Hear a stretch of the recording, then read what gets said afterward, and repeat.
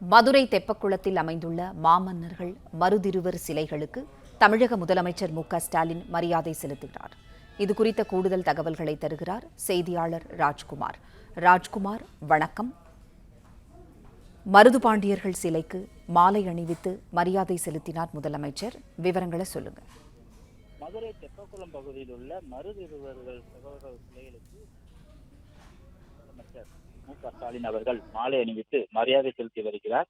பசும்பொன் முத்துராமலிங்க தேவர் அவர்களின் 118வது பிறந்த நாள் மற்றும் குருபூஜையை முன்னிட்டு கோரிப்பாளையத்தில் உள்ள தேவரின் சிலைக்கு மாலை அணிவித்த தமிழ்நாடு முதலமைச்சர் தற்போது தெப்பகுளம் அருகே உள்ள மருது இருவர்களின் சிலைக்கு மாலை அணிவித்து மரியாதை செலுத்தி வரக்கூடிய காட்சிகளை காண முடிகிறது. அவரோடு அமைச்சர் பெருமக்களும் கனிமொழி எம்பி அவர்களுமாக சேர்ந்து மாலை அணிவித்து மரியாதை செலுத்தி வருகிறார்கள்.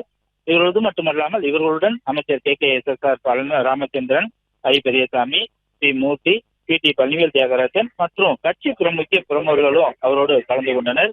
தேவர் அவர்களின் ஜெயந்தி மற்றும் குருபூஜையை முன்னிட்டு ராமநாதபுரம் மாவட்டம் பசும்பொன் கிராமத்தில் உள்ள தேவர் நினைவிடத்தில் மாலை அணிவித்து மரியாதை செலுத்துவதற்காக நேற்றிரவு மதுரை வந்து மதுரை அழகர் கோவில் சாலையில் உள்ள அரசு விருந்தினர் மாளிகையில் தங்கிய பின்புதான் அவர் இன்று இந்த நிகழ்வுகள் எல்லாம் கலந்து கொள்வதற்காக வருகை புரிந்திருக்கிறார். முதலில் கோரிப்பாளையம் பகுதியில் உள்ள தேவர் சிலைக்கு மாலை அணிந்த பின்பாக தற்போது தெப்பகுளம் பகுதியில் உள்ள மருதுவருடைய சிலைக்கு மாலை அணிவித்து மரியாதை செலுத்தினார்.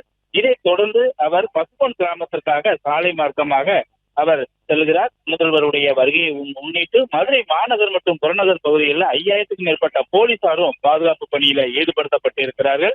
அது மட்டுமல்லாமல் சோதனை சாவடி முக்கிய சந்திப்புகள்ல கூடுதல் கேமராக்கள் பொருத்தப்பட்டு விதிமீறு வாகனங்களும் கண்காணிக்கப்பட்டு வருகிறது.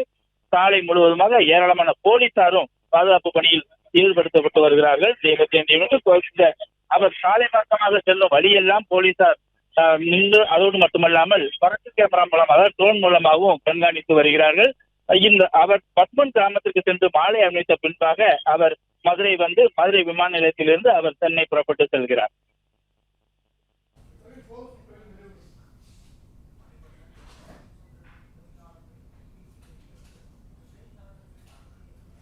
நன்றி ராஜ்குமார், தகவல்களுக்கு நன்றி. பிளே ஸ்டோர் மற்றும் ஆப் ஸ்டோரில் இருந்து பாலிமர் செயலியை QR கோடு மூலம் பதிவிறக்கம் செய்யுங்கள். செய்திகளை உடனுக்குடன் பெறுங்கள்.